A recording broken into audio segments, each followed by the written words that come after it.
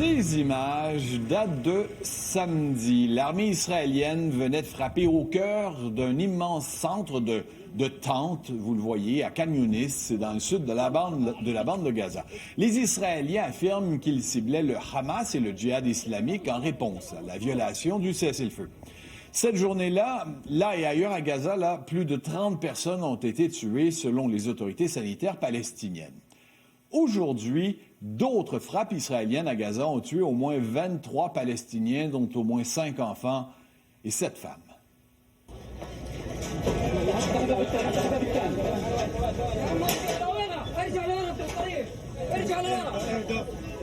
Parmi les morts se trouve aussi un ambulancier qui s'était précipité pour porter secours aux victimes du raid et qui a ensuite été tué par une deuxième attaque au même endroit. رجعنا هذا اليوم باستهداف زميلنا المسعف حسين السميري والذي تم استشهاده وهو يؤدي واجبه الإنساني.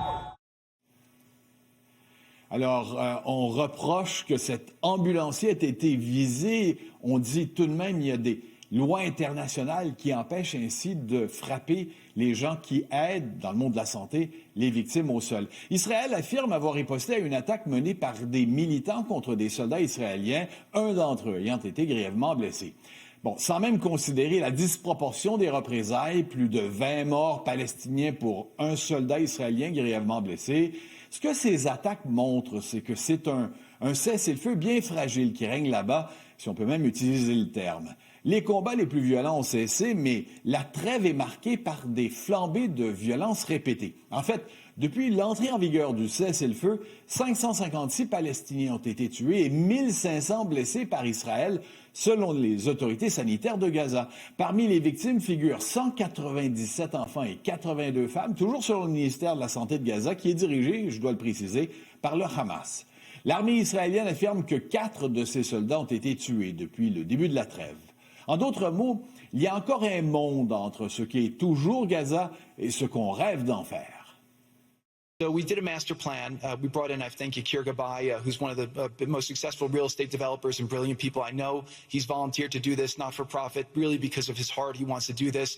And we've developed ways to redevelop Gaza. Gaza, as President Trump's been saying, has amazing potential. And this is for the people of Gaza. We've developed it into zones.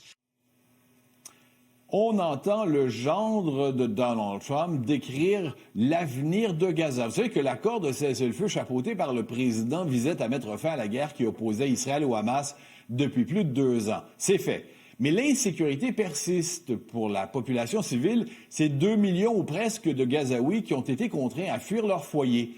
Les rêves et les espoirs pour Gaza, dont les plus farfelus du président américain, ne restent pour l'instant que ça.